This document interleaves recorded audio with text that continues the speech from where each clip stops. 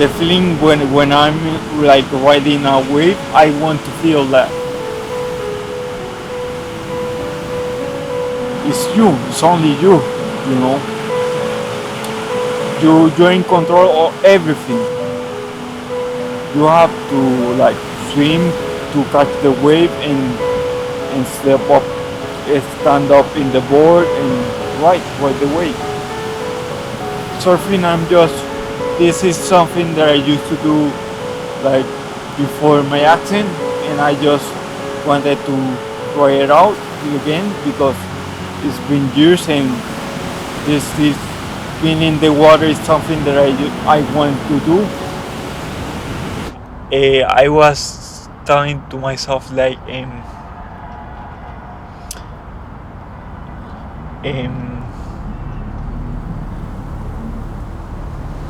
I was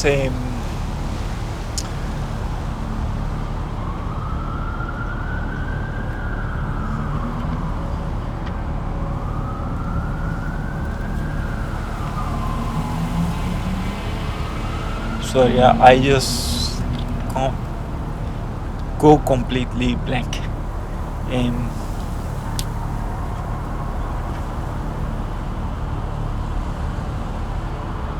can you repeat one more time the question?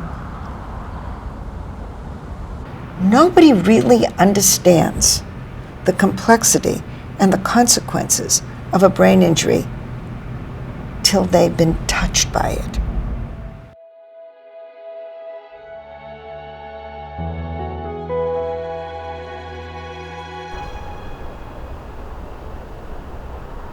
I had my traumatic brain injury accident on February 4th, 1995. I had the accident while skiing and I fell down the mountain, they say 900 feet.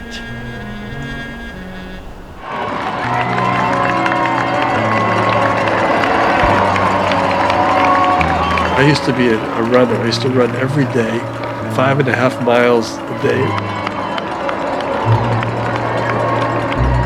Now I cannot run at all. My left side is impaired enough. I'm unable to put one foot in front of the other and make a run.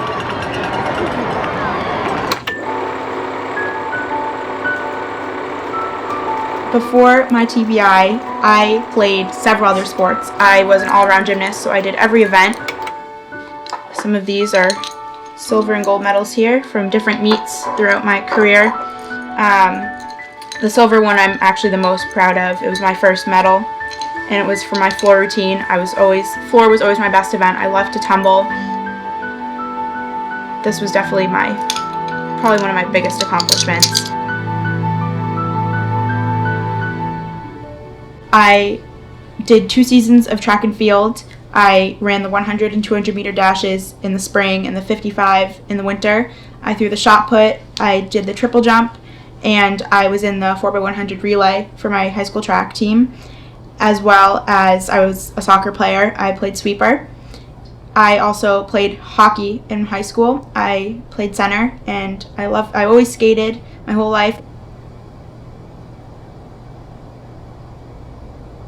Cause of my TBI was a fall in a soccer game.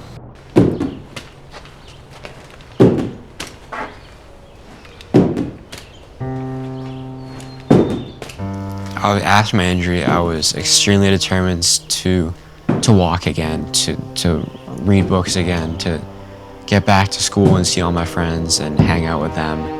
And that's what really helped me through my recovery. My injury occurred from a snowboarding accident.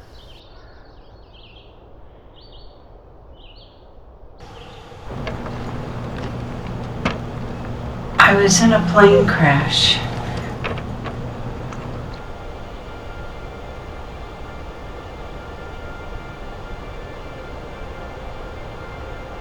I had no idea what had happened to me until I was told.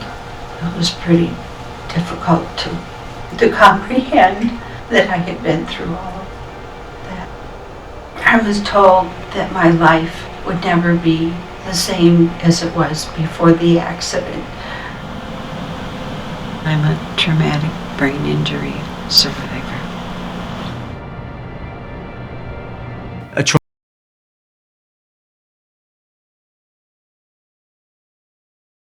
to the head that disrupts brain function and results in behavioral problems, thinking problems, problems with emotional control, and essentially interacting with the environment.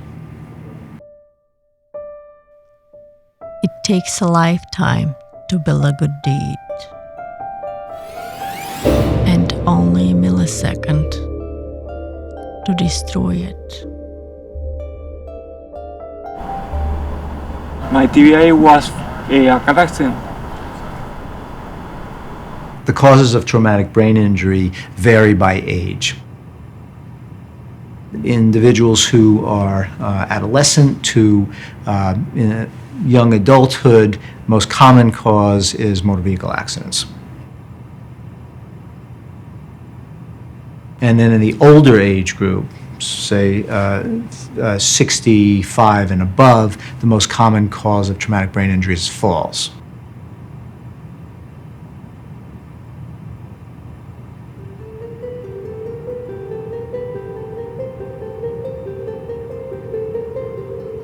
And then one starts over again, because every situation has a solution and one has to search for it.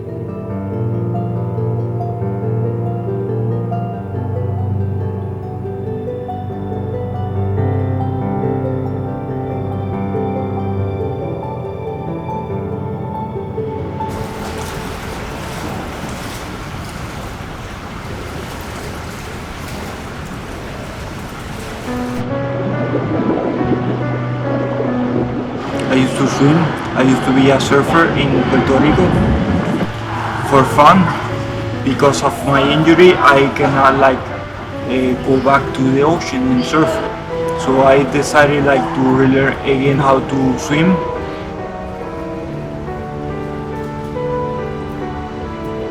That was the key, the thing that most helped me to recover, because I can do many movements in the water.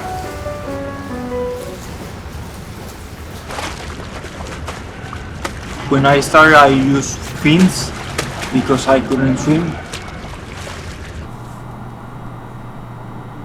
I was depressed the first year after I wake up from my coma.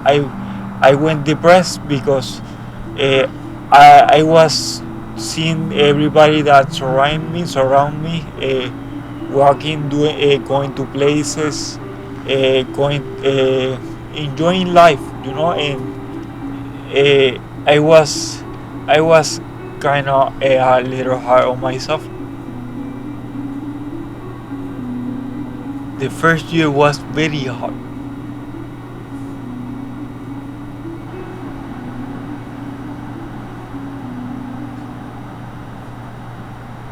I just started to get motivated myself, doing a lot of exercises, physical exercises, mental exercises that will help me to recover from my injury.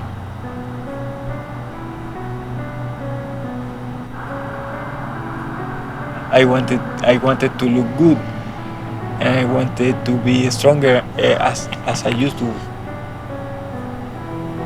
And I started to work out, and I started to see the results. It took some time, but I just keep going forward.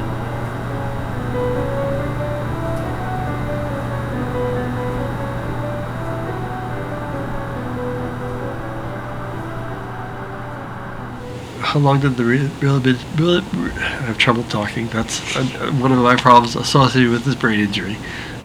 The consequences of traumatic brain injury are heavily influenced by factors that existed before the injury. So, in other words, what the person brings to the table, if you will. The injury circumstances themselves, as well as what happens after the injury. Your team is behind you. It was a very good situation because as a young man, I was roughly 33 years old at the time, and I was the president of a company. But that was when I was, before my accident. My accident had a tremendous impact on my career and my ability to hold such a big job like that. As many as 70% of people are unable to get back to work or the job they did after a traumatic brain injury. So this was my last soccer cleat of my athletic career, the last shoe I ever wore playing a sport. And so these are the collection of some of the sports things that I have from my career that is now over, but I still like to talk about it because it's an important part of my life. My TBI is considered mild on the scale. Traumatic brain injury has often been referred to as an invisible injury, and particularly for individuals who have mild traumatic brain injury. And that term is a misnomer because the effects or the consequences of mild traumatic brain injury can be actually very severe.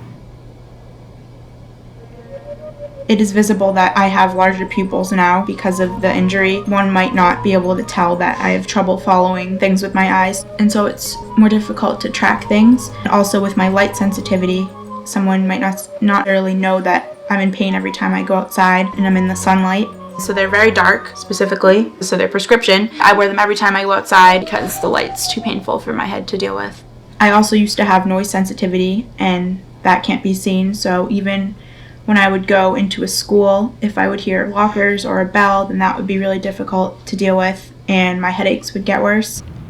What we used to call folks who were struggling with the challenges caused by, quote, a mild brain injury, we use the phrase, walking wounded.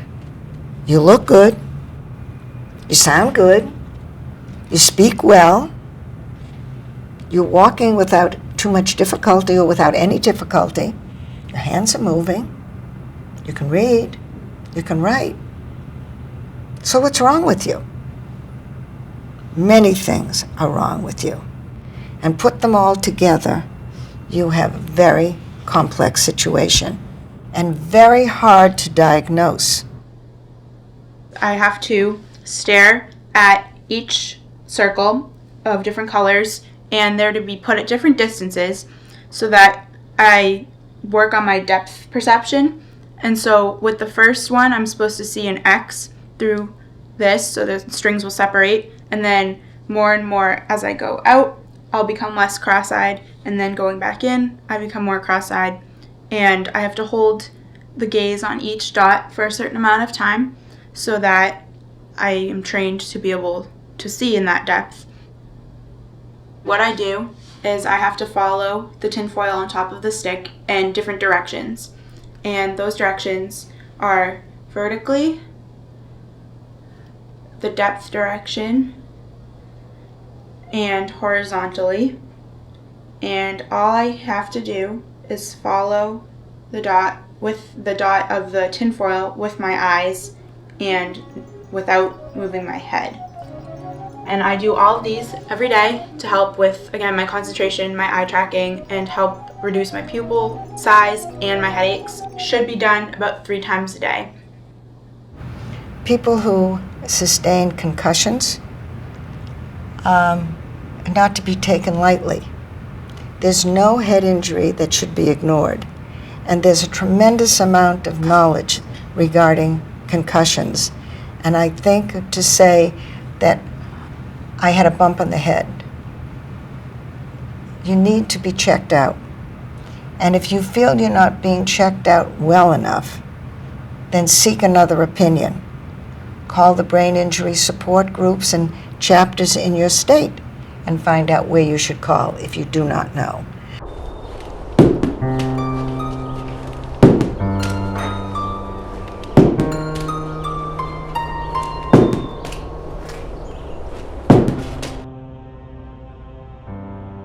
After I had gotten out of ICU and out of rehab, I was determined just to do well in school, to make up the 2 months of schoolwork I had missed, to graduate with all my friends from 8th grade.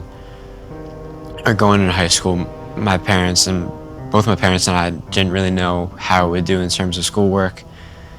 So I gave it my best effort, and then now I'm determined to do as well as I possibly can do in college and hopefully go on to med school and just be the best person that I can be, basically. I was in a coma for 6 days.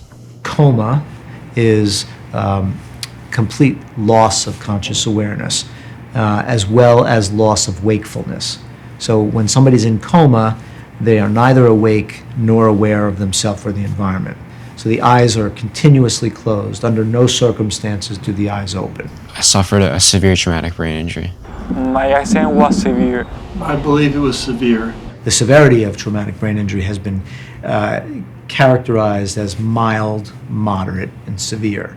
The movement now is toward development of other systems for characterizing or stratifying individuals who have had a traumatic brain injury along different platforms. So, a separate platform for cognition, a platform for physical function, a platform for psychological health. And so we could begin to then develop a profile for each individual that includes each of those platforms. We get a much more specific picture of who that individual is, and we can target treatments better.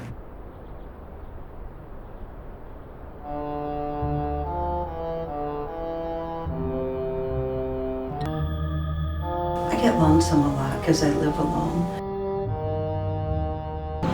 I use the cane because it keeps me from falling and keeps me a little steadier than if I went somewhere without it.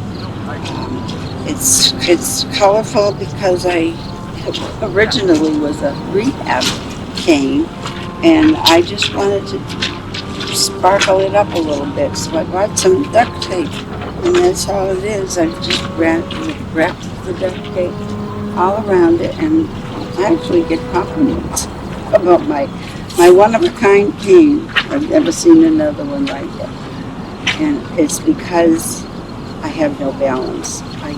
I have fallen, and I have fallen in my house. Traumatic brain injury causes a wide range of problems, including difficulties with thinking abilities. So attention, concentration, memory, problem solving, judgment, perceptual abilities. These are all the sorts of things that one needs to negotiate their day. In addition to the cognitive problems, physical problems. So they may be changes in sensory function, changes in motor function, weakness or coordination, changes in emotional function. So people who were not particularly emotionally expressive can become very emotionally expressive. Or you may have the opposite. Somebody who had a lot of affect or emotion becomes very flat and non-expressive from an emotional standpoint. Behavior can often change. So also described as changes in personality. So tendencies that people have may change sometimes dramatically. We talked about the fact that sometimes we wish it were broken bones and things that how they're going to heal and how long it's going to take. Most of the regulations in the insurance industry can calculate how long it would take to heal a broken bone, to repair a gallbladder, to remove an ulcer. There's no calculation for how long it takes to recover from a traumatic brain injury. When it's the brain, you can't tell. You don't know what's going on in there, and the brain recovers in its own time with a lot of help. I don't think people truly know what somebody goes through when they have a TBI. People still just think, well, I feel okay, so why do I have to wait 3 weeks before I go back out onto the field after my concussion? A concussion can be very, very serious, and you have to let your brain heal. And a lot of people just don't adhere to that right now. recently learned that the recovery process goes on longer than I think we once thought. So people typically used to think about the first year or 1 year as the period in which the brain has to recover, and that wherever you were at the end of a year is probably where you're going to be for the rest of your life. And I think that we know now that that's not true. That does not hold. That people continue to improve after that. Is really critical to prepare yourself for continually recovering and healing. And it's a long process. And never give up. You're on a good road of recovery. And what you look like in the first year, you won't look like in the second, third, or fourth. You will continue to recover. The brain's an amazing organ. There's a very old and trite saying about traumatic brain injury, that each injury is like a snowflake, and there are no two snowflakes alike. What it boils down to is every traumatic brain injury is different because every person's different. The truth is that every individual brain injury is different, and so again, it differs in terms of the mechanism of injury. What happened to that individual's brain? There's virtually impossible to injure the brain, two brains the same way. And then if we layer on to that, all of the differences in the premorbid or the pre-injury personality factors that person brought to the table, their social supports, and all of those things are all going to go into how that person experiences the brain injury. And it's going to be very variable one to the next. So we really need to begin to account for all of these different dimensions of function that human beings experience before we can ask questions about whether a particular treatment is effective for a certain type of person with brain injury. I know before my injury, I had never heard somebody use the words traumatic brain injury.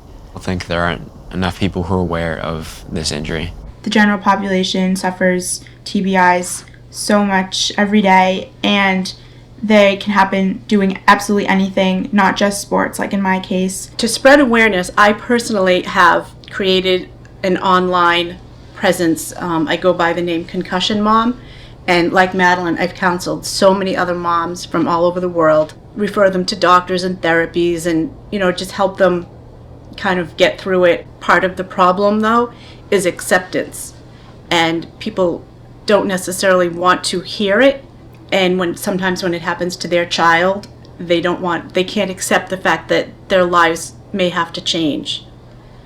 We need another generation of advocates to come forth, and maybe some of you will become such advocates. This is not an easy journey. It's a long journey. It's a difficult journey. And it's very difficult not only for the individual, but for the family. Learn from the folks that have been there. And family members are a great source of learning, particularly when they've gone through what you're going through. Well, this was a serious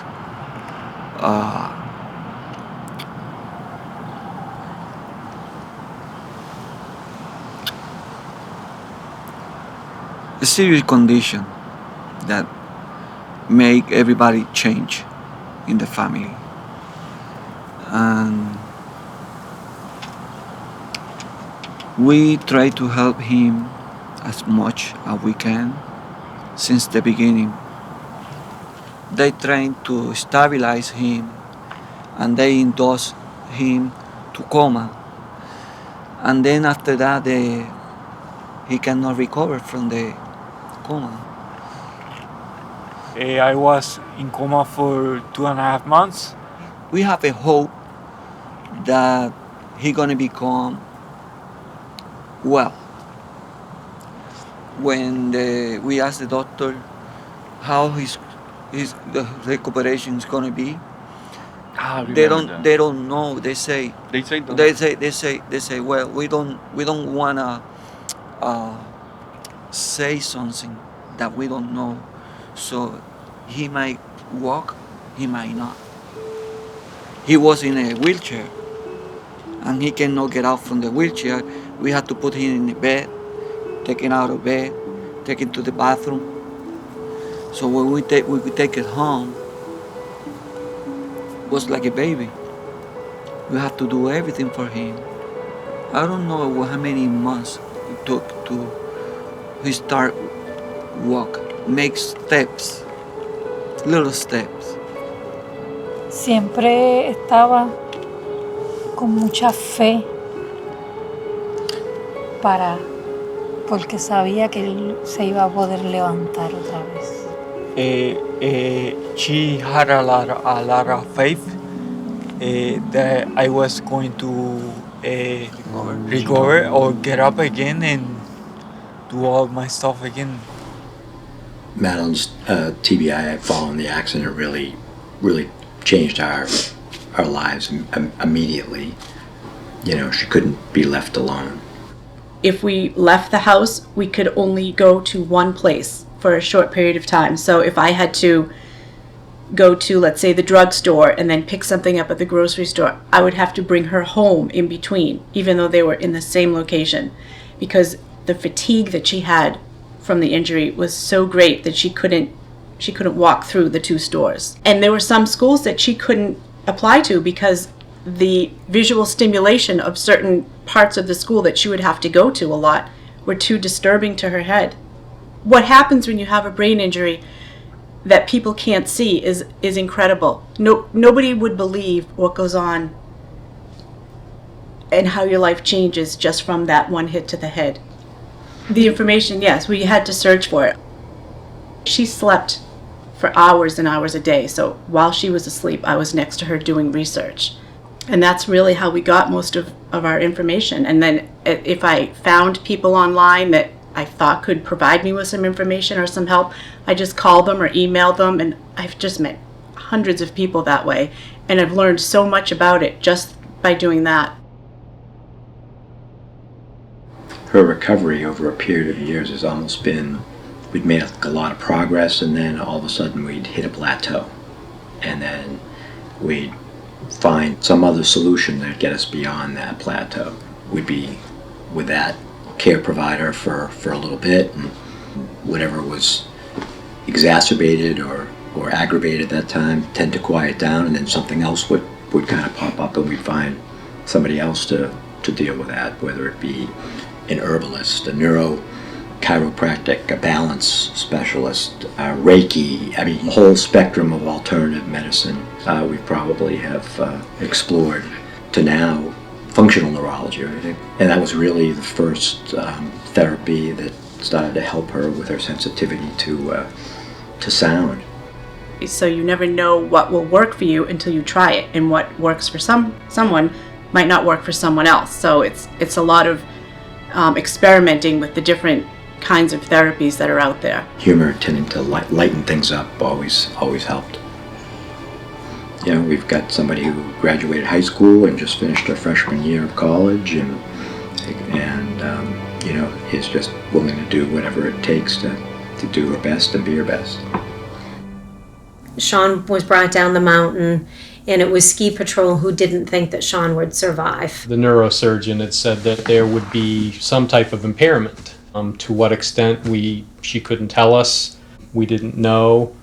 It's a journal that we started the first day that Sean was transferred to Dartmouth Hitchcock, Sunday, February 28th.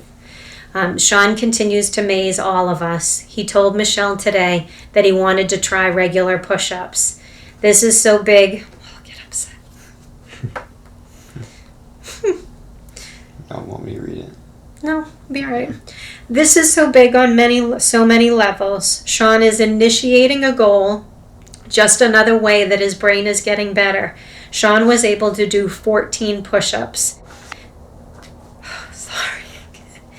It says, Sean is so proud of his progress. He told me that his favorite saying is, never, never, never, never give up. And that's Winston Churchill.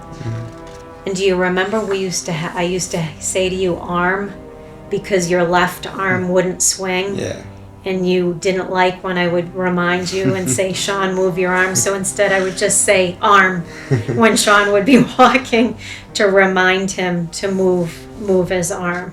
What creates the most successful recovery are three things: the family, the level and location of expertise, how far you are from that expertise, and how you are insured. So it's family, expertise, and resources. The support of loved ones for people recovering from a TBI is Immeasurable. immeasurable. There's a lot of levels of support you need. Obviously, you need your friends and family, but you also need your rehab facility. You need other people, a network of people that have gone through it before to be able to help you and talk you through it. We had it to a certain extent, but I think we had to seek it out, and it would be nice to have something a little bit more formal, and that's why we're always happy to talk to people that are going through what we went through.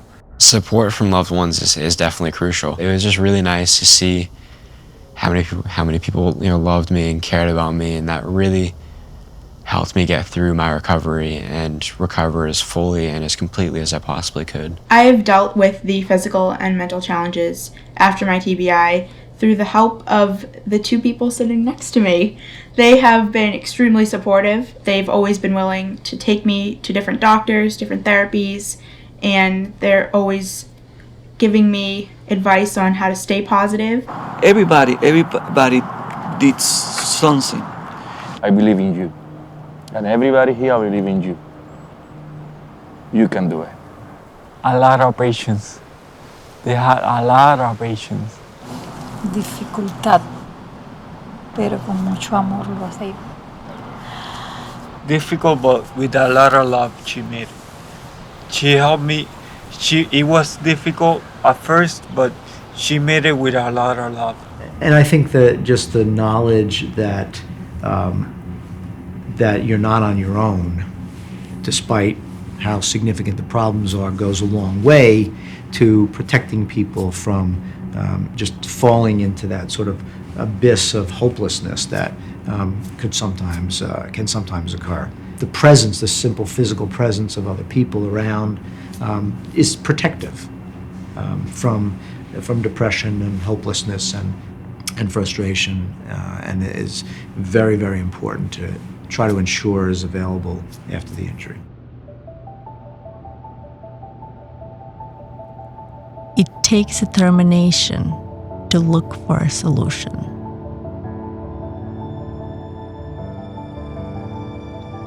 Persistence for the solution to be found.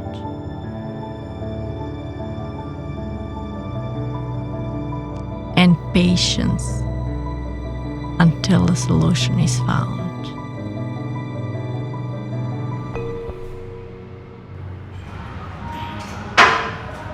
Right before I started powerlifting, I started to go to the gym, but I couldn't bench press 5 pounds. Seriously, I couldn't squat 5 pounds.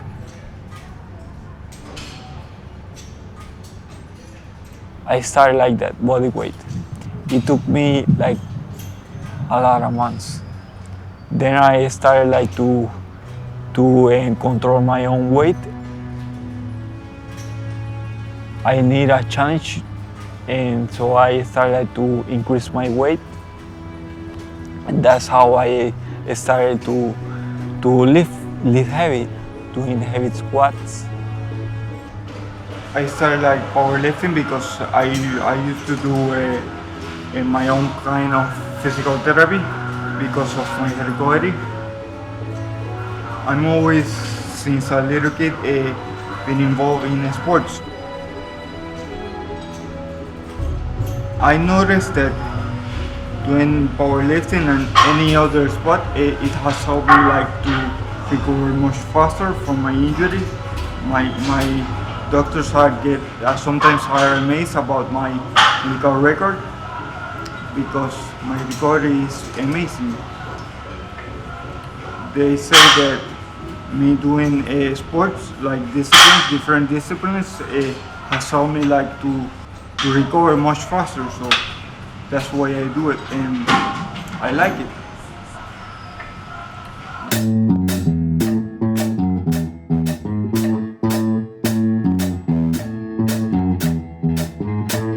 I've been playing the bass guitar for about 47 years. I started when I was age 11. My playing definitely changed after the TBI because I used to play a 6-string guitar as well. I started with a bass guitar. I learned 6-string guitar as well. But then after the brain injury, it was very hard for me to use my left hand. My left side coordination is pretty far off. And I'm able to play the bass okay, not like I did before, but I could not play 6-string guitar because the strings are too close together. It requires too much coordination in my left hand to put them on the right strings and so on. Because I love to play, I love to hear good music, and I love to make good music. You know, it's not like it was, but it's good enough. And with these guys, we've been playing together for a long time, and we tend to build on each other, and therefore I enjoy it as much as I ever have because I'm doing something that I love. What I would recommend to other TBI survivors is do what you love in any way you can. You got joy from that before, that's why you love it, and you need to continue it because it can bring you a lot more self-esteem and a lot more self-confidence in approaching other new things as well. You always have something to fall back on.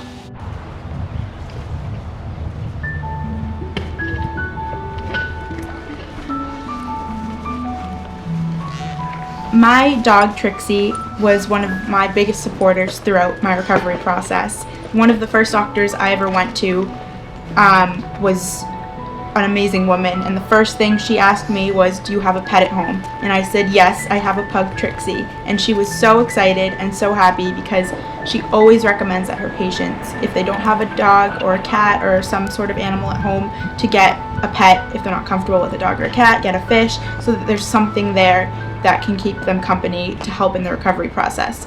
Because a lot of TBI survivors, they don't leave their house, they can't really interact with other people if they can't remember conversations. So if they have a pet at home, it's really helpful to talk to them, to have their companionship. And so with my dog, because I was bedridden for 3-4 months and out of school, out of contact with my friends, and no social life at all, I had my dog with me, sitting with me in my bed while I would listen to the TV, and she would just keep me company. She would always sit, and even now, if I'm not feeling well, if I am having an off day with my head, more so than normal, she can sense it, and she'll come and sit with me, and it's really cute. She's been a really great companion when either some of my friends have decided not to be my friend anymore. She's just always been there, and she's supported me. My TBI has changed me as a person in many ways. I have learned to become more patient as a person because I know that the recovery process is slow and doesn't happen overnight, and so patience has been something that I have learned. Also, I have learned acceptance because this is something that I've had to learn to accept to be able to enjoy the rest of my life, and I know that's very difficult for some people, but acceptance has been extremely important, as well as a positive attitude. I'm very fortunate that I can still be active. I've traveled in the past couple of years to several different places, and I enjoy that. I travel with a group of people. I belong to a society that it's a lighthouse preservation society, and their trips are wonderful. I would advise distracting yourself during the day, doing something that you enjoy doing, something that you're capable of doing now. It's like a second chance for me, like to do all over again, but this time I'm really taking taking it really seriously, and really making my best of effort to do the best